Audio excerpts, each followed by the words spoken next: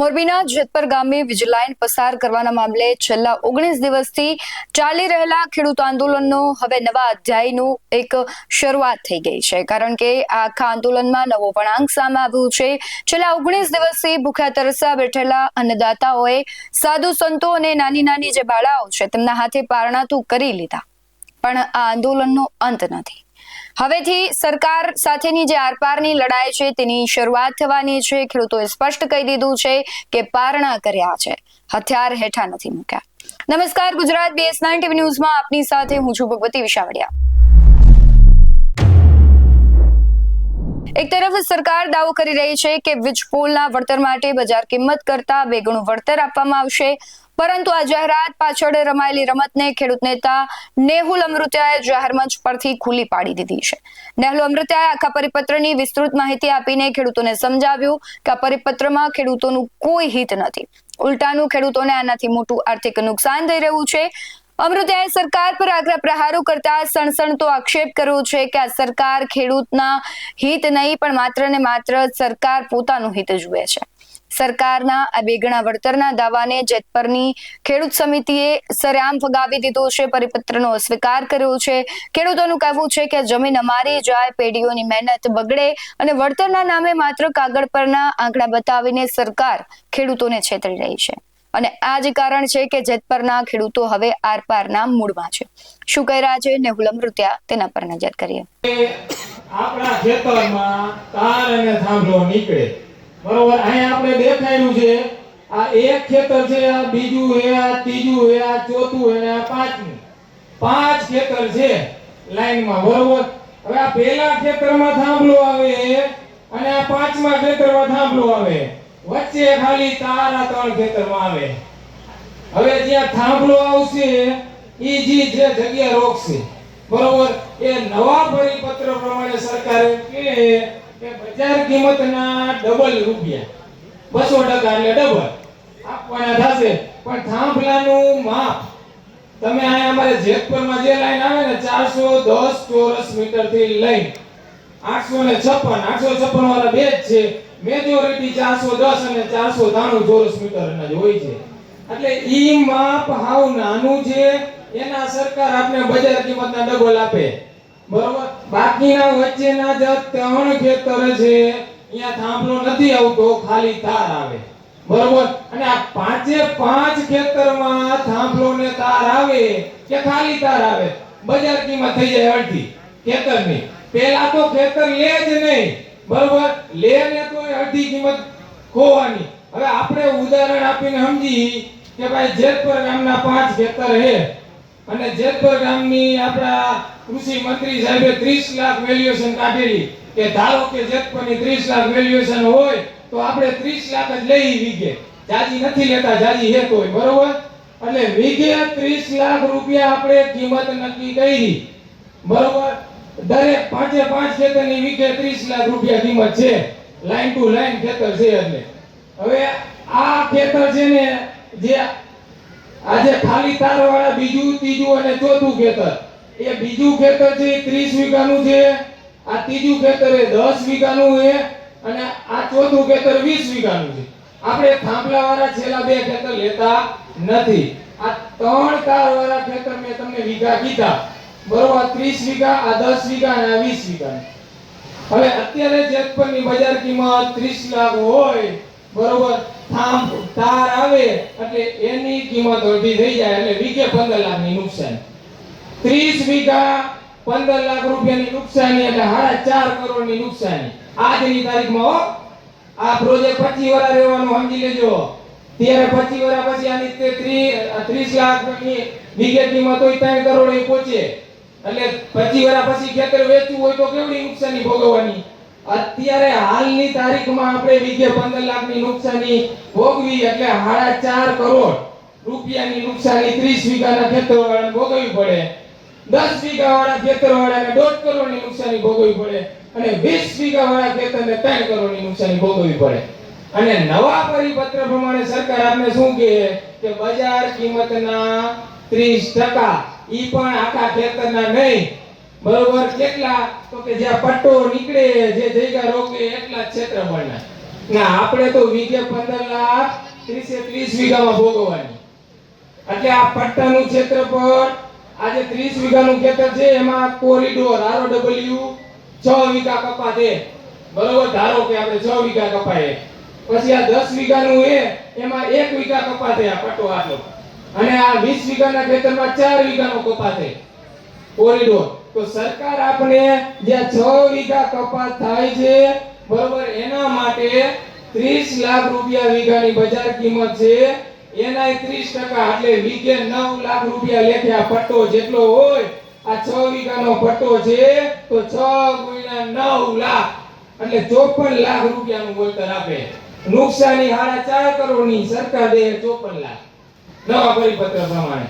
એવી જ રીતે આ બીજું ખેતર 10 વીઘાનું છે, એમાં 1 વીઘો ROW માં જાય, કોરિડોરમાં જાય, તો 9 લાખ રૂપિયા, બજાર કિંમત 30 લાખના 30% એટલે 9 લાખ રૂપિયા 1 વીઘો, 1 ગુણ્યા 9 એટલે આના 9 લાખ મળે. નુકસાની 1.5 કરોડની, વળતર 9 લાખ. અને ત્રીજું ઉદાહરણ છે, આપણે આ કોરિડોર 4 વીઘા જગ્યા રોકે છે, બરોબર, એના વીઘે 9 લાખ રૂપિયા તમને સરકાર નવા પરિપત્ર પ્રમાણે આપે, 9 ગુણ્યા 4 એટલે 36 લાખ. નવા પરિપત્ર પ્રમાણે સરકાર 36 લાખ દે, નુકસાની 3 કરોડ.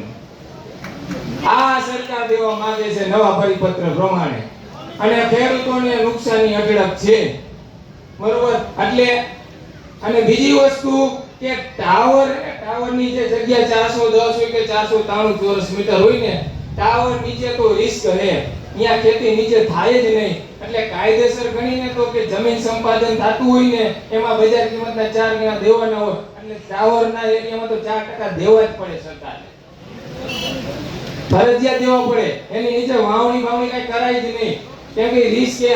અને આ લાઈન નીકળે ને એટલે 25 વર્ષનું જોખમ. આ તો હજી મેં તમને નુકસાની જે બજાર કિંમત ઘટી જાય છે ને, ઈ જ એક્સપ્લેન કર્યું છે. જે બજાર કિંમતમાં જેટલો ઘટાડો આવે ને, ઈ જ એક્સપ્લેન કર્યું છે. હજી જીવનું જોખમ એની કિંમત કોણ ચૂકવશે 25 વર્ષ સુધી? કાલ હવે ભવિષ્યમાં કંઈક થયું, અમારા પશુ હોય, ખેડૂતોના માણસો સવારથી અહીં કામ કરે, 25 વર્ષ ભોગવવાનું. એટલે પહેલી પ્રાયોરિટી તો ખેડૂતની જોવી જોઈએ કે ખરાબો હોય, કચ્છનું નાનું રણ હોય, જ્યાં નથી માણસોની અવર રહેવામાંથી લાઈન કાઢો તમે ભાઈ, બરોબર. અને નથી ઓપ્શન ને કાઢવું તો જેટલું હકીકતમાં નુકસાન થાય એટલું ચૂકવે ને એવો પરિપત્ર બનાવો ને, તો આ સરકાર ખેડૂત હિતેચ્છી છે એવું સાબિત થાય, નકર કંપની હિતેચ્છી છે એવું પુરવાર થાય છે. એટલે આ રીતનું અને બીજા પરિપત્રમાં ઘણા છે એવા. આ એક તમને આપણે ટાવર અને કોરિડોરના ટકાવારી વિશે સમજાયું. એવી રીતે હજી એક છે એમઆરસી કમિટીમાં સરકારે જે કર્યું છે ને, એ થોડી સમજવા જેવી એટલે પોઈન્ટ રજૂ કરું તમને કે એમાં જે જમીનની વેલ્યુ નક્કી કરવા વાળો વેલ્યુઅર હોય, IDBI વેબસાઇટમાંથી ગોતવો પડે, કલેક્ટરને, કંપનીને અને ખેડૂતને. એમાં જે માન્યતા વાળો વેલ્યુઅર હોય ઈ જ હાયર કરવાનો. ઈ હાયર કરશે, ત્રણેય વેલ્યુઅર તમારા ગામમાં જાશે, બધાયના ખેતરના સર્વેર કરશે, પડીકું વારીને કવરમાં નાખી દેશે, કવર પેક કરી ત્રણે કલેક્ટરને જમા કરાવશે. કલેક્ટર સાહેબને જમા કરાવે પછી 3 પૈડા હશે લિફાફા, એમાંથી રેન્ડમલી 2 સિલેક્ટ કરવાના. 2 સિલેક્ટ કર્યા રેન્ડમલી, એમાંથી જે બે સિલેક્ટ કર્યા એમાંથી જેનો ભાવ નીચો હોય, બરોબર, એક ફરફરી સિલેક્ટ કર્યું એમાં 100 રૂપિયા ચોરસ મીટરે નથી દેના, અને બીજામાં કર્યા હે 120, તો જે નીચો હે 100, ઈ 100 ના 20% એટલે 20 રૂપિયા હોય ને. ઈ 20 રૂપિયાનો જ તફાવત હોય, બે ફરફરિયા હોય છે, તો કલેક્ટર ભાઈની એવરેજ કાઢશે, બરોબર. એટલે દાખલા તરીકે એકે 100 કર્યો, ઓલા 120 કર્યો, એટલે 20 રૂપિયાનો ડિફરન્સ છે, 20% કરતા ઓછો, એટલે કલેક્ટર 110 રૂપિયા બજાર કિંમત નક્કી કરી નાખે. પણ ઈ બે ફરફરિયા સિલેક્ટ કર્યા, એમાં એક 100 રૂપિયા વાળું નીકળ્યું ને એક 150 રૂપિયા વાળું નીકળ્યું, તો એમાં 20% કરતા વધારે ડિફરન્સ છે. તો એમાં શું કરવાનું? એમાં એવું કે 20% થી વધુ ડિફરન્સ છે, તો જે નાની વેલ્યુ છે એટલે કે 100 રૂપિયા છે, એમાં 10% નો વધારો કરી, એટલે કે 110 રૂપિયા બજાર કિંમત જાહેર કરવાની. અને ઈ 3 જણાની કમિટીમાંથી જો ખેડૂત એમ કે માન્ય નથી, આવું ના પાડે ને, તો પછી શું કરવાનું? તો પછી જે ત્રીજું કવર પડ્યું હતું, ઈ ત્રીજું કવર ખોલવાનું, ઈ કાઢવાનું, અને એ ત્રણેય કવરમાંથી જે સૌથી નાના બે હોય, બરોબર, જેની ત્રણેયમાંથી એક હોય 150 ને એક બને તો નાના હો અને 150 વાળું લે, બરોબર, ઈ બે લે અને એની એવરેજ કાઢીને બજાર કિંમત નક્કી કરવાની. આમાં ખેડૂતનું હિત ક્યાંથી કહેવાય? તમે વાંચો ને, એમાં પરિશિષ્ટ અ અને બ જોડેલા છે. એમાં કંપની તમને વળતર દીધા પહેલા ખેડૂતોની લેખિતમાં બાંધેદારી લઈ લે, અને લેખિતમાં બાંધેદારી લઈ લે ને પછી એમાં તમારે સુધારો કરવો પડે. એ લેખિત બાંધેદારી એમાં વાંચજો, બરોબર, એમાં એવું એડ કરવું પડે કે આ વળતર અમે સ્વીકારી, ખેડૂતની મરજી હોય વાંધા સાથે પણ સ્વીકારી શકે, બરોબર, અહીંયા લખવું પડે. એમાં એવું લખેલું છે, એમાં વાંધા સાથે નહીં, ખેડૂત સહમત છે, નીચે ખેડૂતની સહી લઈ લે. હવે ખેડૂતે સહમતિ દઈ દીધી કંપનીને, તો પછી એને કોર્ટમાં જવું હોય તો 16 હેઠળ ડિસ્ટ્રિક્ટ કોર્ટમાં શું કરવાનું? તરત કંપનીવાળા કે હા એ ખેડૂતે લેખિતમાં બાંધીદારી દઈ દીધી. ઈ પરિશિષ્ટ અ અને બી માં સુધારો કરવો પડે સરકારે કે ભાઈ આ વળતર ખેડૂત વાંધા સાથે સ્વીકારી શકશે, અને જો એને વાંધો હોય તો કલમ 16 હેઠળ ડિસ્ટ્રિક્ટ કોર્ટમાં જઈ શકશે. આ લીટી એમાં એડ કરવી પડે ફરજિયાત, બરોબર. ઈ એડ કરેલી નથી, એના કારણે ખેડૂતોનો કોર્ટમાં જવાનો રાઈટ છીનવાઈ રહ્યો છે, બરોબર. એટલે આ કંપની આવું કરવા માંગે છે. અને બીજું એક 7/12 માં નામ બદલાઈ જાય એવું એક પોઈન્ટ છે, 11 નંબરનો પોઈન્ટ છે નવા પરિપત્રમાં. એમાં એક 7/12 માં નામ બદલાઈ જાય તો જમીન માલિકોને એડવાન્સ પેમેન્ટ દેવાની વાત હતી, એટલે એડવાન્સ થાંભલો અને તારનું એડવાન્સ દઈ દે, બરોબર.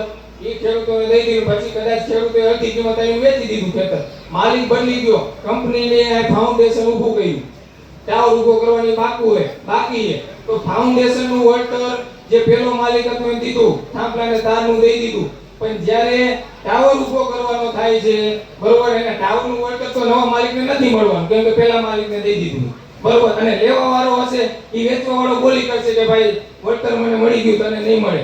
પણ જ્યારે બીજા માલિકે લીધું ને એને જીરું વાવ્યું તો ઈ જીરાની નુકસાની તો બીજા માલિકને મળવી જ જોઈએ, બરોબર.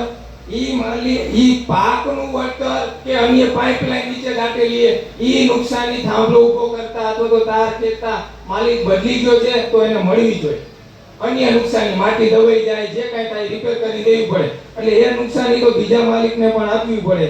અને 14 નંબરના પોઈન્ટમાં એવું લખેલું હોય કે પાક અને ઝાડ કે વૃક્ષોનું વળતર એક જ વાર દેવાનું. તો શું કંપની અમારે જીરું 4 મહિનાની સીઝન હે, 120 દિવસની, 120 દિવસ અંદર જ કંપની ફાઉન્ડેશન કરી લેશે, થાંભલો ઉપર કરી લેશે, તારે ખેતી લેશે, તો એક પાકનું શક્ય બને.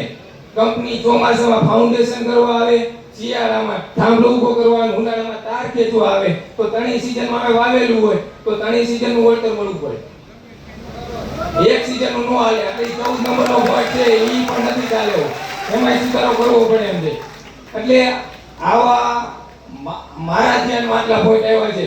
એટલે હું ગુજરાતના તમામ ખેડૂતોને જે એડવોકેટો સારા છે એને પણ રિક્વેસ્ટ કરું છું, જો તમે ખેડૂત હિતેચ્છી હોય તો આમાં બીજી ઘણી બધી ભૂલ હોય તો તમે વિડિયો માધ્યમથી ધ્યાન દોરજો ખેડૂતોને, જેથી કરીને ખેડૂતોને ખબર પડે આમાં શું શું થઈ રહ્યું છે અને આમાં ખેડૂતોના હિત કેટલા ડૂબી રહ્યા છે. એટલે એ પણ એક ધ્યાન રાખવાની છે જરૂર. એટલે આ રીતનું નવા પરિપત્ર પ્રમાણે સમજાયું, સરકાર નુકસાની આટલી છે, સરકાર આ દેવા માંગે છે. હવે ગુજરાતનો આ પરિપત્ર ખાલી જેતપરના લોકોને કે જેતપરના આજુબાજુના ખેડૂત માટે નથી, તમામ ગુજરાતના ખેડૂતોને લાગુ પડે છે.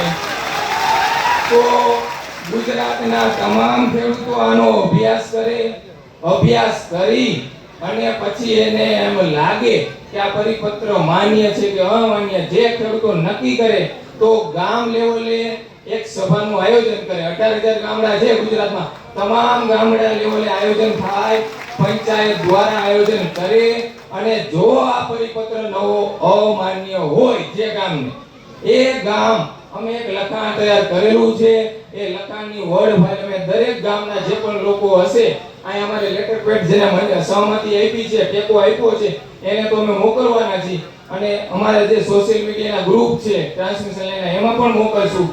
એમાં દરેક ગ્રામ પંચાયત દ્વારા જો આ પરિપત્ર અમાન્ય હોય તો લેખિતમાં બરોબર સહી અને સિક્કા સાથે અને આગળ પછી આ અમાન્ય છે તો આગળ કઈ રીતે લડવું અને એ લડાઈ કદાચ 12 મહિના હાલે તોય ભલે 24 મહિના હાલે તોય ભલે અમારા ગામના 18,000 ગામના જે ખેડૂતોમાંથી કોક ગામમાં 5 હોય કોક ગામમાં 50 જણા હોય કે 12 મહિના લડાઈ હાલે તો અમે 5 કે 50 જણા એ લડાઈમાં સાથ સહકાર તન મન અને ધનથી દેવાના છીએ.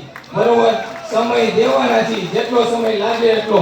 એ રીતની આખી ચર્ચા વિચારણા લેખિતમાં અહીંયા અમારે ઉપવાસ છાવણીએ 2 દિવસ ને 2 દિવસ આખા ગુજરાતના તમામ ગામોને અમે સમય આપશું, શેર કરી દેશું. એમાંથી જેટલા ગામનાનો સહમતિ લેટર આવશે કે નવો પરિપત્ર અમાન્ય છે 2 દિવસમાં, એ પછી બધાય ખેડૂતો અહીંયા આવશે રૂબરૂ દેવા. ત્યારે આખી જે હવેનું પાર્ટ 3 કઈ રીતે લડવું એની ચર્ચા વિચારણા આવે ખાલી જત પર નહીં, ગુજરાતના તમામ ખેડૂતો જેટલાને આ પરિપત્ર અમાન્ય છે સાથે અહીંયા બેઠક કરીને કરશું અને પછી આગળની રણનીતિ તૈયાર થશે. આ રીતનું આયોજન છે અને કયા જિલ્લાને 2 દિવસમાં આપવા એનું થોડુંક લિસ્ટ બનાવેલું છે. એટલે રાજુભાઈની જાણ કરે છે કે કયા જિલ્લાને કઈ તારીખે આવવું જેથી કરીને 2 દિવસમાં ફટાફટ આ પરિપત્ર અમાન્ય હોય એવું રાઇટિંગમાં મળી જાય તો પછી આગળની રણનીતિ અહીંયા 2 દિવસ ભઈને અમે તૈયાર કરશું. બધા જિલ્લાના જે લોકો આવેલા હશે અને ખાસ એ પણ આપણે કહી છીએ જે ગામ દાખલા તરીકે મોરબી જિલ્લો હોય, મોરબી જિલ્લા એટલે બીજા પણ જિલ્લા છે તો દરેક જિલ્લામાંથી જેટલા ગામડા આવે, અમારા મોરબી જિલ્લામાં 349 ગામ પંચાયત 349 ગામ પંચાયતો મળીને નક્કી કરશે કે મોરબી જિલ્લામાં કયા વ્યક્તિને આમાંથી આગળ કરવું આ લડાઈમાં. એવી રીતે બીજા જિલ્લામાં પણ એ જેટલા ગામડા હોય એ ગામડા સાથે મળીને નક્કી કરો કે કયો વ્યક્તિને આમાં આપણે આગળ કરી જેથી કરીને ગુજરાત લેવલમાં આખી આની લડત આપી શકી અને ખેડૂતના હકમાં ખેડૂત હિતેચ્છુક નવો પરિપત્ર બનાવી શકી. એટલે દરેક જિલ્લા વાઇઝ તમે ખેડૂતો નક્કી કરજો કે કયા લોકોને, કારણ કે અમને ન ખબર હોય બીજા જિલ્લાના કે આ વ્યક્તિ કેવો છે, પણ એ જિલ્લામાં રહેતા હોય એ વ્યક્તિને ખબર હોય કે આ વ્યક્તિ કેટલો પ્રામાણિક છે, કેવો છે. તો ઈ જિલ્લાના જ લોકો નક્કી કરે કે ભાઈ આપણા જિલ્લા તરફથી આ 2 કે 5 લોકો બરોબર. એટલે એવી રીતે દરેક જિલ્લાવાળા નક્કી કરે જેથી કરીને આખું એક તાકાતથી આખા ગુજરાતમાં એક રણનીતિ આયા સાથે મળીને બેસીને તૈયાર કરી અને એક સારું એવું ખેડૂત હિતેચ્છી પરિપત્ર તૈયાર થાય એ બાબતે આપણે લડાઈ આપીએ.